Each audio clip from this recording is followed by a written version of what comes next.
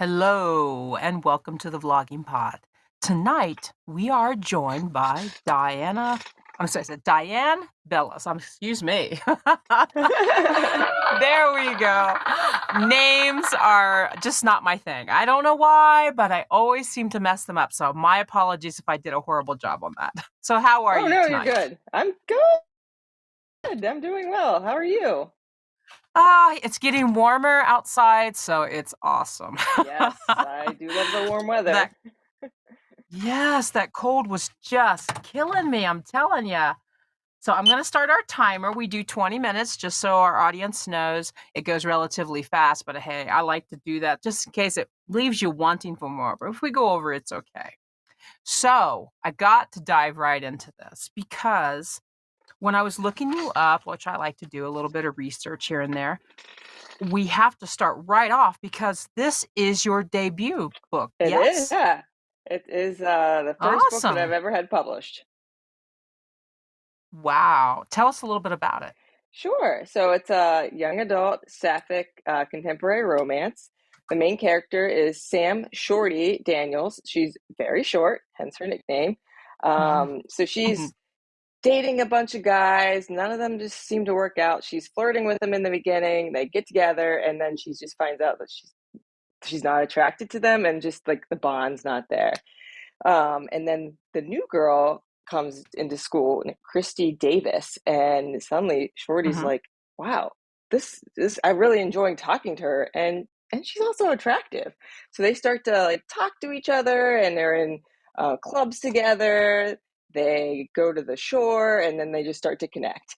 But Shorty has a boyfriend, so she's trying to Mm. get out of that relationship because she's like, it's not.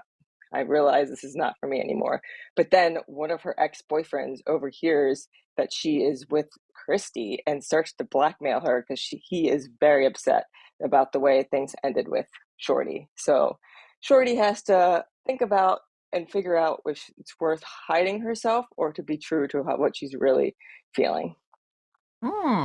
That's a lot. It is a lot. There's lots of drama. It is. Because your book's not out yet, so I didn't find a lot of it, like, on Amazon or anything like that, as far as the whole promo and everything like that.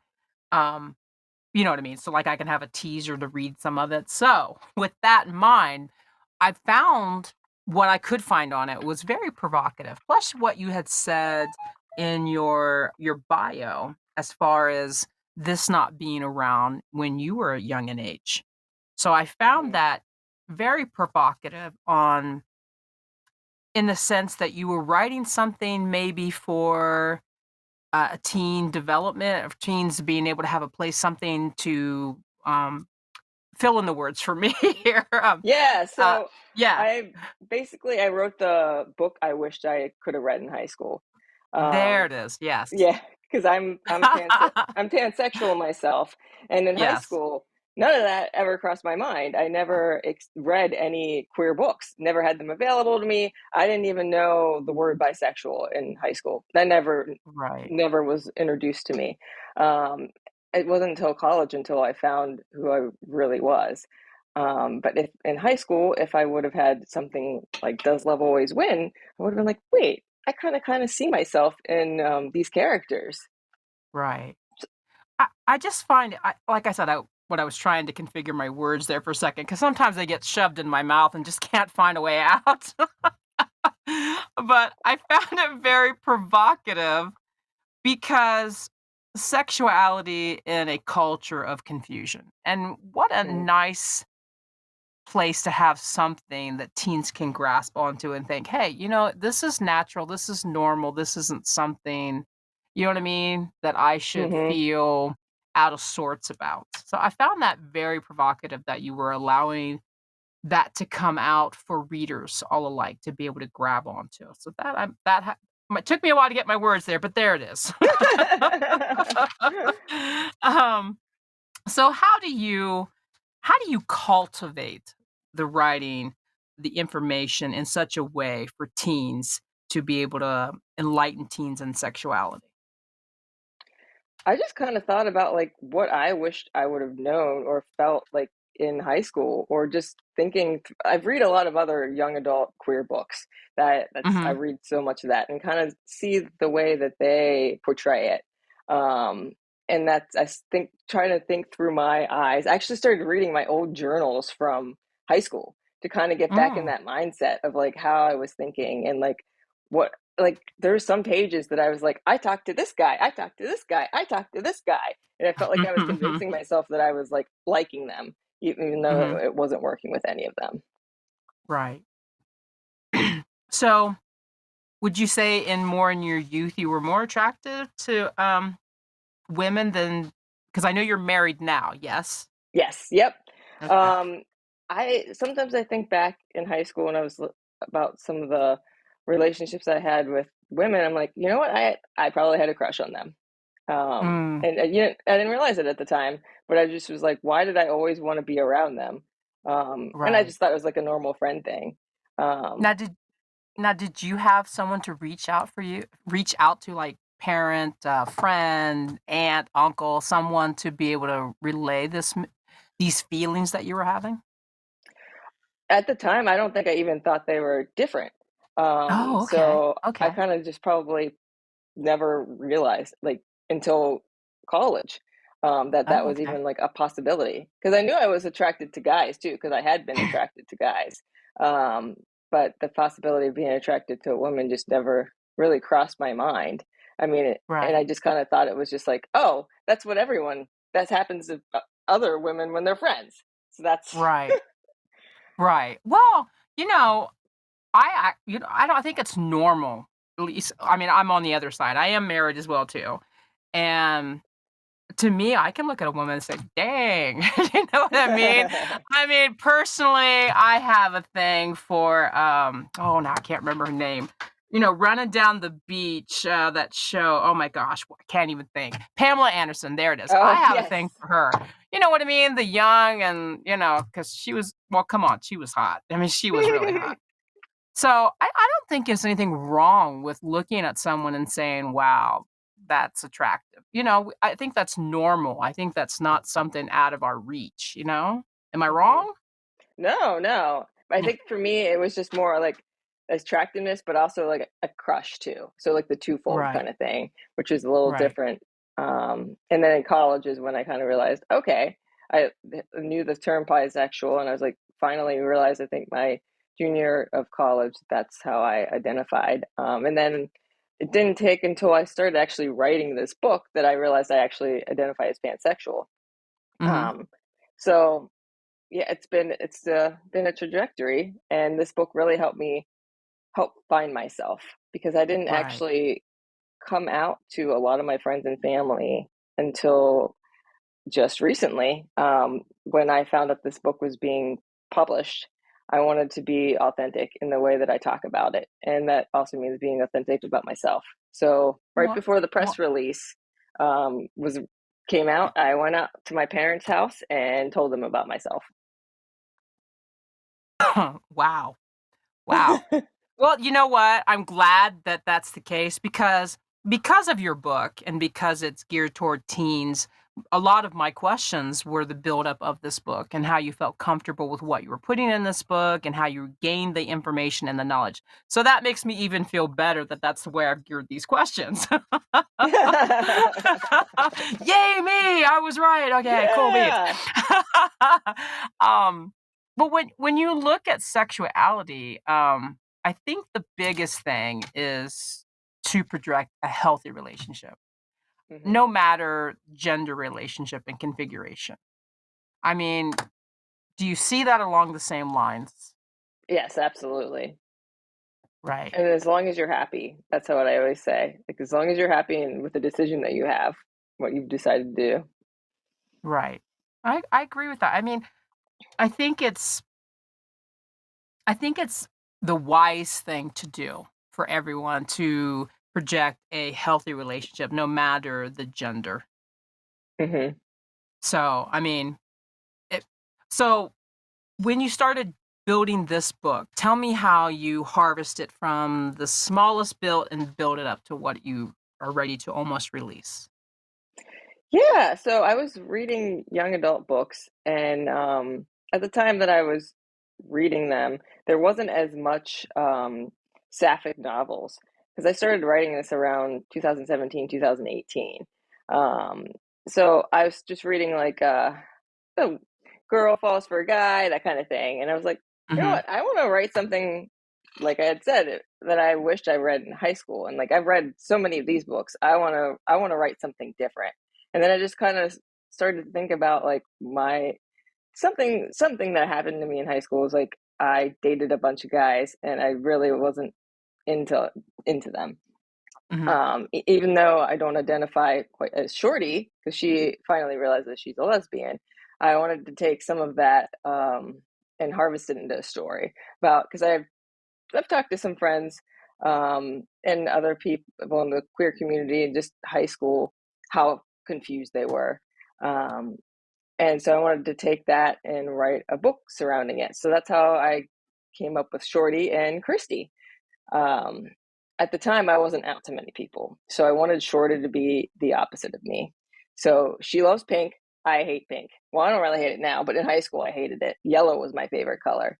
Mhm. So she's a lesbian. I'm pansexual. There's just a bunch of things that Shorty likes that I don't like. So I didn't want people to exactly see myself in her because I was afraid that they'd find out about me. Right. So I made Christy, who is pansexual, as Uh-huh. like the love interest. But she also, I've taken little bits and pieces of me and put them into her, but they're like meshed in between Shorty and Christy. So I didn't want any one character to model myself or people that I Right. know. So I've Right. taken things that happened in high school to me and just kind of like expanded in them, changed them a little bit, or just things that I've seen on like shows like Riverdale or some of the books that I've read just got me sparking. Like there's a lot of lunch table drama. There's a Mhm. couples only lunch table rule at Shorty's table, so she has to be in a couple in order to sit with her best friend because her best friend is dating her ex boyfriend. So just Mhm. like weird things like that. There was lunch table drama in my high school. You always wanted Mm. to get secure a table at the beginning of high school, or you might have to sit like at the losers table, that kind of thing. Yeah, I was at the loser table. That's where I I was was, hand in the air, hand in the air, that's where I was. That was me. I was at the band nerd table, Oh, which band is, nerds, okay. yeah, and that's what Oh, Shorty yeah. is too. She's a band nerd, but they're not as nerdy at her school because Yeah, before she had dated some football players. right. I don't, I'll be honest with you, I don't think much of my sexuality when I mean, like what you're saying, you didn't see much of it, but to me, as remembering back, I don't think I thought any different as being gay or you know what I mean, liking a boy or liking a girl or you know what I'm saying? To me, it didn't stand out. I don't know. Maybe I was just head in the sand, but to me, it didn't seem like it was that big of an issue. My biggest thing was worrying about getting through the hallways without making, you know what I mean, too much of myself being noticed. You know what I mean? Like, did I Right. make sure I don't have any toilet paper on my shoes? You know what I mean? I you know what I'm saying? I was and I had weird hair and stuff like that, so I was very self-conscious just about being noticed in general. Of course, I guess some people could say I did it on purpose to be noticed. Um, when you started writing about this book, when you think about it now as you came out, the fears that maybe you had then or what you're trying to write, did you notice that those fears were a part of your life as you came out and told your family and friends? Oh, yeah, absolutely. There's a Really? scene that I wrote at, where Shorty does, she starts to tell people about herself. And I kind of wrote it the way that I hoped people would react. Right. And it was actually almost identical to the way that people in reality reacted. So I was like, well, I must have put that in the action somehow. Oh. Did you get mixed feelings on her, or was it No, it was weighted? very, very warm. Everyone was Oh, so good. nice. I was, That's good. I felt I was sick. I felt sick. I was so scared. I like my hands were shaking. I like felt like I was gonna throw up. It was just, I mean, I also felt bad that I waited 37 years to tell people too. Um, Right. but Do you think it would have it been different if you had told them in the beginning? Do you think the time and the awareness that society has more now gave that to you, being the more warm and welcoming on it? kind of, and I also think I Kind of? feel better about myself. Um, Yes, I would Throughout think the that has a lot to do with it. pandemic, I started seeing a therapist who has helped me realize that had internal homophobia, so that I basically Mm. hated myself for being bisexual. Um, Oh, I didn't I didn't mind anybody else. It was just myself. I didn't think that right. I deserved to be in a queer spot because I was married to a man. Um, Mm, and I didn't think that yeah, it was just a hard time. I didn't realize that I had felt this way until, I feel like the pandemic made everyone be kind of introspective, taking right, some time, learning more about yourself. And right. I never had that ability or time or space to realize how I was feeling. Well, And a lot of this since you've go ahead. I'm sorry, go ahead. Oh, that's okay. I was gonna say, I think it's just I was in the middle of writing this book, and I voiced my fears to my therapist of like, what if this does get published? What happens then? And that's when Mm, we start to talk through about like, what would this mean? What would you have to do to start to come out to people? Because I even went through saying, well, maybe I'll just do a pseudonym. Maybe I just won't actually be myself. But then I'm like, well, then mm, I feel like I'm betraying myself. It was a lot to go through, but eventually we worked through it, and I started to love who I am, and it really helped me shape my book too. right.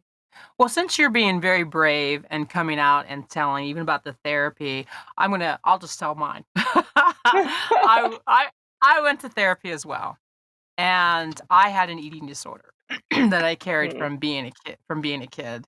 And for me, it wasn't about I mean, I guess it was to some point about body image, about how you're negatively portrayed in high school and you know what I mean, and never feeling like you're good enough and fitting in. So, for me, that carried a lot into so the therapy I think is great. I think it is the best freaking thing for everyone and Mhm. everything because it teaches you I used to have the misguided notion that if you went to therapy, it was so you could fix everybody else, and it's so not the case, you know? It was like, "Dang it, this is not how it works." Um, but in that time, I went to therapy to realize how I could accept everyone else around me. You know what I mean? On Mhm. my own 2 feet, my own standing, and still in a way to be able to be healthy and secure for myself. Does that make sense? Or am I saying that wrong? Yeah. Yeah, no, that makes sense. Yeah. So I feel you, but I Thank wanted you to for give you that sharing because that. I you're welcome. I didn't want you to be out here on a limb by yourself now.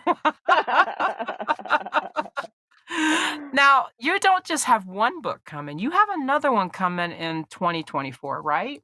Yes. Yes, I'm Okay, super tell me excited about about that that. one too. That one is Sup so different than this book. I Really? love Marvel, like all things Marvel. Thor and Loki, Yes, I love all oh my that. gosh. Ooh, Iron Man. I love Iron Man. Nice. Iron Man, Nice. yes, that's my favorite. However, Loki, the series, oh, freaking Oh, awesome. so good. I can't wait till the Yes. next one comes out. Me too. So anyways, we were talking about and the title is Soup. Superficial? Yes. Yes. Okay. So it's in a dual point of view. Mhm. The one character, her name is Lay. She identifies as pansexual and demisexual, and she goes to this Comic Con convention. They call it WizCon in the book, um, and she's going with her kind of ex girlfriend and their partner. So she had been with her best friend, and then they started kind of like being with each other, but like under the table and not really telling anyone.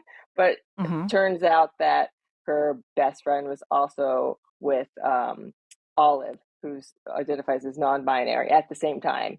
So she was two-timing both of them. Mm. So Lay is heartbroken, but she still had these tickets booked to WizCon, and she's like, "Well, I'm not gonna like it's a non-returnable ticket, and I'm gonna see these superheroes, so I'm just gonna go anyways. So on the other end, Jake Johnson is the main event at WizCon. It's kind of like a Tom Holland Spider-Man kind of thing, like how Uh-huh. big Tom Holland is. So Jake Johnson is called the Amazing Boy. He has powers of heat resistance, and he's super strong. So he's a movie star, but Mhm. and all of a sudden, when they're at WizCon together, Lay and Jake find themselves in the elevator, and it just it Keep going. stops. That was my timer. Okay. Oh, Sorry. Keep going. I should have already. gave you a warning. It's kind of loud, but keep going. Keep going. It's okay if Yeah, we go over yeah. a little bit. Okay. So they're in the elevator. The elevator stops. All the lights are out, and they're stuck in there. And they start to talk and start to just to get to know each other a little bit. And when the generator comes on, they get out of the elevator and they find out that the entire convention center is empty. It's still completely dark, but not a single soul remains. Mm. So they have to go through lots of different challenges trying to figure out where everyone at the convention center. Then there's an explosion at the Museum of Revolution. So they have to go down there and try to figure out what's going on. During that time, Lay starts to realize, wait a second, Jake kind of doesn't seem like just a movie star, and starts to understand that he is actually a superhero in real life. Um, and that's what basically the book's about, trying to figure out what's going on in the city of Philadelphia and thwart these villains. Now, what age group is this book directed toward as well? Young adult. Young adult. Okay. So Yep, she I got she just, just graduated high school. oh, okay. So I have just a few more questions. Are you willing to hang in there with me? Yeah, yeah. Okay, cool beans. Okay, so what is the biggest thing that you want the LGBTQ community, but not just the LGBTQ community, to take away from your books? What's the biggest thing you're hoping to, you know what I mean, for the reader to take away from your work? I think I just wanted to normalize these type of books. That it's normal to have LGBTQ characters and romance. And like, so my superficial book is, yeah, Lay's LGBTQ, but it's a story. It's not just based on her sexuality. So I just want Mhm. everyone, the LGBTQ community and people that aren't from there, just to kind of read this and enjoy the story for what it's worth. Right. Well, that's commendable. I appreciate that. I I find, to me, it always surprises me. I did another interview with another person who had a little bit of this in one of her books as well. And I'm always surprised that we have to normalize it. I really am. I know. To me, it already feels like it's normal. I don't understand why we have to tell everybody it's normal. It's normal. To me, it seems like a natural thing that it is normal. So it always surprises me when we have to make it a point to say it's okay. So I find it commendable. Like I said before, I find it very provocative what you're doing. It really, and I find it inspiring. I really want to put you up on a pedal and say, "Yay, Oh, her!" thank you. So I just find it amazing. So thank you for doing that, and thank you for continuing with book after book, of pushing forward with it and making it as normal in our society as possible. I don't know how any better I can say that, because it, like I said, yeah, I think it should already be normal. I So, appreciate that. well, I wouldn't say it if I didn't mean it, truthfully. So, what do we can we expect from you after Superficial? What's next on the palette? Do you have something that you're working on, that you're getting ready to gear up on? Yes. Um, Ah, so I just started a new book. I'm super excited about it. I'm going back to Sapphic Love Story, young adult, because I really enjoy writing those. It's going to be set around summer and a pool and two lifeguards. and it's going to be enemies to lovers. Nice. That's my Nice. favorite trope, and I haven't written it yet, and I just need to do it. Need to do it. Well, you're getting it all organized. I gotcha. I gotcha. I want to thank you so much for being on the program. You were an actual delight, and I really enjoyed our conversation. I wish, and you should come back. You should when I'd let me make love sure I get it right. to. Oh, awesome. When Superficial comes out, let's come back and do this again. Yeah? Yes, I would love to. Thank you so much. Awesome. Well, you're welcome. I'd love to have you back on. I'd love to dive deeper on the brighter side of things. Does that make sense? I love Yeah, the good notes on things so that we can bring a brighter light to the positive on things. So I would yeah, love to have you absolutely. back on. Well, Wonderful. thank you. I appreciate that. Well, you're welcome. um, so before I go, guys, I'm gonna do one more. I know we've been doing them. I think this is my fourth one. We're doing Amazon deal of the day, and today is a special one because it is May 4th. And if you're me and you love Star Wars, come on, where else can we get the Force but on the May 4th, right? So, with that in mind, Lego Star Wars TIE Bomber 75347 model building kit Starfighter. Guess what, guys? It's on sale. It's on sale. Am I showing my true colors of what kind of nerd I am here? It's 20% off. It's 50. It used to be $51.99. It's not. Well, I'm sorry. It's $51.99. It used to be $64.99. The link will be, as always, in the bio. I mean, I seriously, I'm ready to get this just to put it together. I should do a video on that alone. Anyways, guys, thank you so much for tuning in. Be sure to come back. Until next time, bye bye for now.